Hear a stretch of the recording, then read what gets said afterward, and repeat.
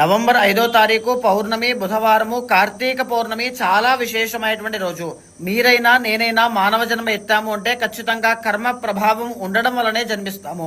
జాతక దోషాలు కూడా కర్మ దోషం వలనే వస్తుంటాయి.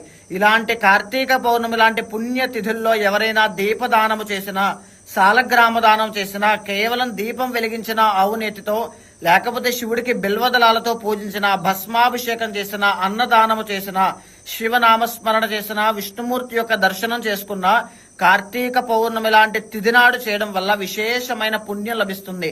కర్మ అంతా కూడా తొలగిపోతూ ఉంటుంది. మేజర్ గా చెప్పాలి అంటే వృషభ రాశి, సింహరాశి, తులారాశి, ధనస్సు రాశి, కుంభరాశి వాళ్ళకి గురు బలము అనేటువంటిది లేదు. మకర, కుంభ, మీనరాశి వాళ్ళకి ఏలినాటి శని కర్మదోషం నడుస్తోంది. అదేవిధంగా ధనస్సు రాశి వాళ్ళకి అర్ధాష్టమ శని నడుస్తోంది. సింహరాశి వాళ్ళకి అష్టమ శని ప్రారంభమైంది. మిథున రాశి వాళ్ళకి కంటక శని నడుస్తోంది. అనేక రాశుల